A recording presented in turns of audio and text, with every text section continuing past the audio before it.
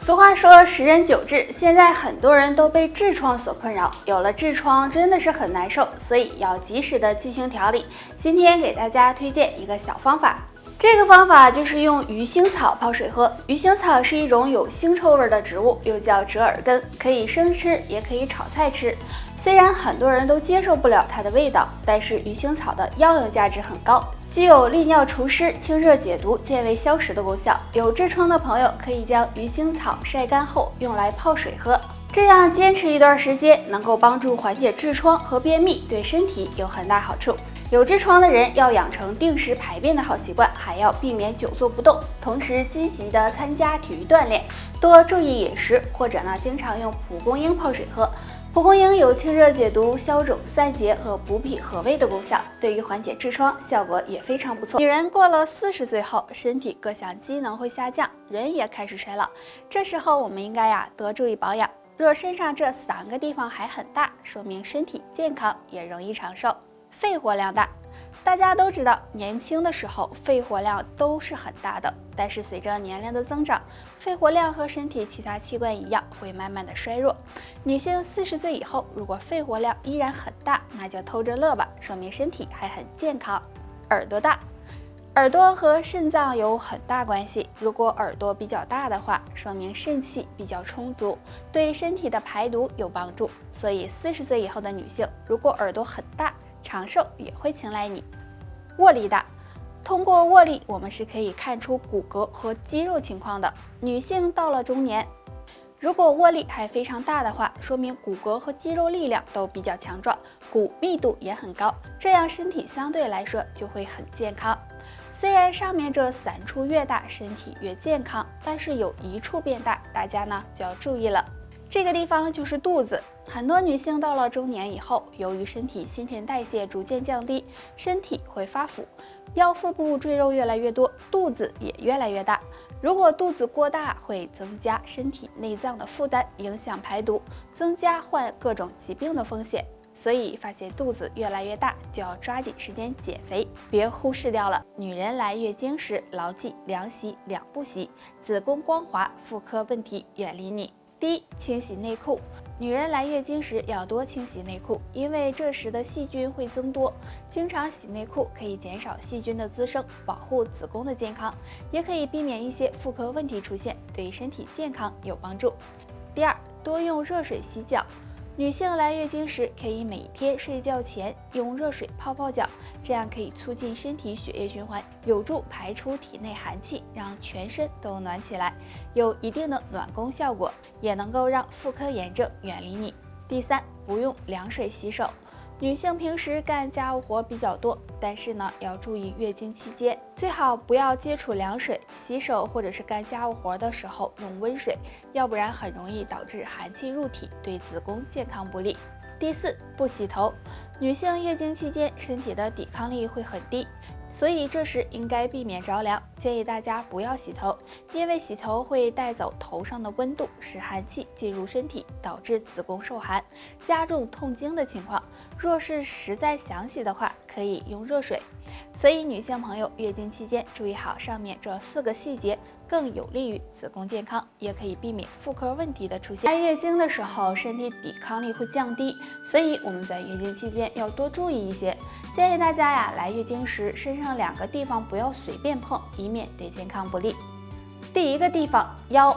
相信很多女性来月经时会有腰酸背痛的情况，建议大家不要随便的敲打，如果敲打力度不当，容易造成盆腔充血，增加经血量。所以女性朋友不要随便的乱碰腰部，可以多注意腰部保暖，防止寒气进入体内。第2个地方，腹部。除了腰酸背痛，有些女性来月经时还会有小腹疼痛的情况，这也是我们常说的痛经。大多是因为受凉引起的，不过大家最好也不要随便的乱碰腹部，不然容易使经血量增加，对子宫健康也不利。所以腹部也要多注意保暖才行。人都害怕衰老，那当衰老到来时没有一个人会承认自己变老的。其实当女人衰老时脚会有3种异常表现，若你一个不占的话，恭喜还算年轻哦。脚的皮肤干燥，女性朋友啊要注意，如果发现脚上的皮肤无缘无故的变得干燥脱皮，就可能是身体胶原蛋白减少了，这是衰老的信号。脚指甲发白，如果脚指甲红润有光泽，那么这是体内气血充足的表现。但如果脚指甲出现发白、容易断裂或者有竖纹的情况，就可能是气血不足了，衰老可能要来临了。腿脚不灵活，俗话说呀，人老脚先衰。很多人年纪大了会出现骨质疏松的情况，这时腿脚就会显得不灵活。所以如果你也有这样的情况，可能预示着你衰老了。男女深蹲都是一个很好的运动，很多人不知道正确深蹲的姿势，下面给大家来演示一下。站好之后，两脚分开和肩同宽，挺胸抬头，腰背挺直，双手向前伸直，然后深呼吸，膝盖慢慢的下蹲，直到大腿与地面平行，再慢慢的起身，每天做50下就行。女人经常做深蹲有什么好处呢？首先能够防止腿部衰老，深蹲这个动作能够锻炼腿部肌肉，保持肌肉的密度，所以经常做能够防止腿部衰老。然后能够预防便秘，深蹲能够促进肠胃蠕动，每天坚持做能帮助预防便秘的发生。最后可以帮助身体排毒，女性朋友若能每天坚持做，不仅能够促进全身血液循环，对身体排毒也有帮助。随着年龄的增长，女性朋友脸上胶原蛋白流失，很容易出现皮肤松弛、皱纹增多的情况。虽然变老是不可避免的事情，但是我们可以通过一些措施来延缓衰老。今天教大家一个小动作，帮你紧致肌肤。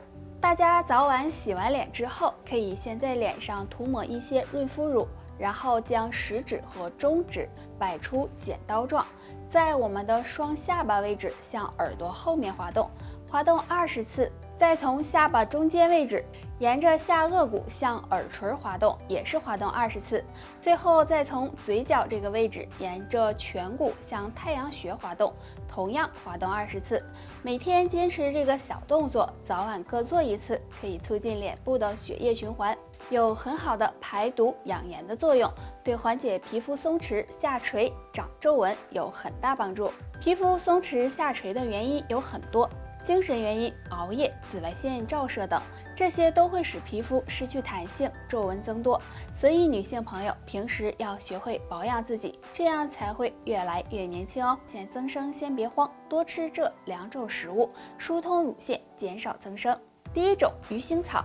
鱼腥草相信大家都很熟悉了，鱼腥草不仅是一种很好的药材，也可以作为食材来食用。其实很多人都不能够接受它的味道，但是鱼腥草有很好的抗菌消炎、除痛消肿的功效。女性朋友经常吃，不仅可以帮助疏肝理气，促进血液循环，对乳腺增生也有很好的疏通作用。第二种，蒲公英。蒲公英在春天的时候很常见，我们可以经常用蒲公英泡茶喝。蒲公英的营养价值很高，有很好的通乳散结的作用。